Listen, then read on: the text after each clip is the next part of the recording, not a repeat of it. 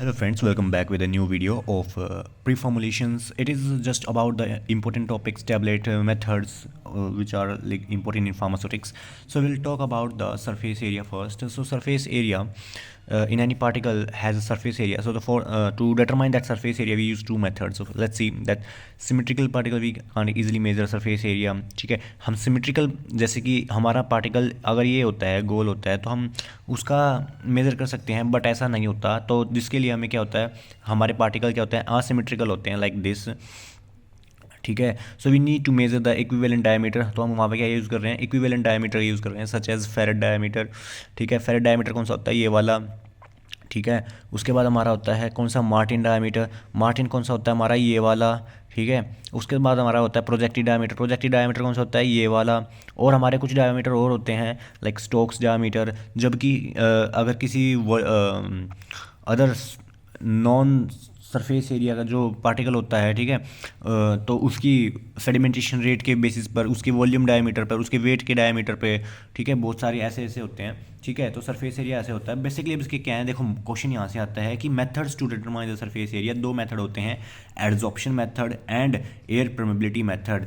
Adsorption method की बात करें तो एडजॉर्प्शन मेथड क्या होता है, एडजॉर्प्शन मेथड क्या करता है, एडजॉर्प्शन मेथड जैसे कि नाम याद से याद देखो, एडजॉर्प्शन। एडजॉर्प्शन यहाँ पे क्या होता है कि हम यहाँ पे क्या लेते हैं, एक बार तो लेते हैं हम सोल्यूट, जो सोल्यूट पार्टिकल होते हैं ना, तो उस सरफेस एरिया पर, जैसे ये है ना, तो उस सरफेस एरिया पे हम ऐसे ऐसे पार्टिकल को एडजॉर्ब करा देते हैं। तो जितने नंबर ऑफ पार्टिकल्स होंगे उससे उसकी वॉल्यूम का पता चल जाएगा हम। ठीक है, वही वैसे ही हमारा क्या होगा, गैस एडजॉर्प्शन। अब यहाँ पे कौन सी गैस होती है, नाइट्रोजन या आर्गन गैस यूज़ करते हैं हम। अब जैसे ये पार्टिकल है तो इसके ऊपर हम उसको क्या करेंगे, एब्जॉर्ब करा देंगे।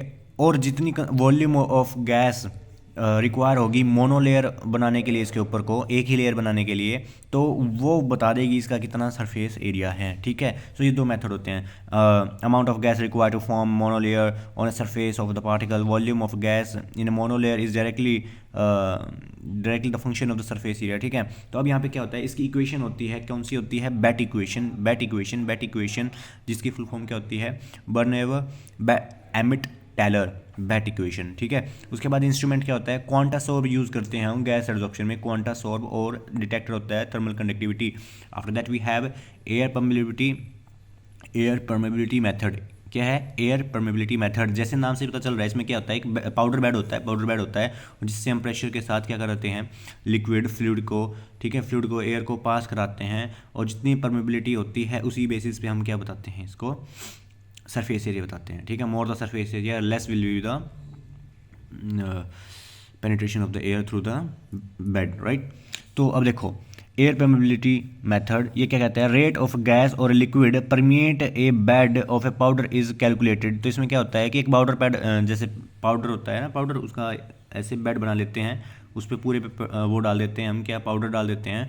फिर हम क्या करते हैं, एयर और गैस या फिर लिक्विड को फ्लो कराते हैं उसके थ्रू, ठीक है, उसके ऊपर डाल के।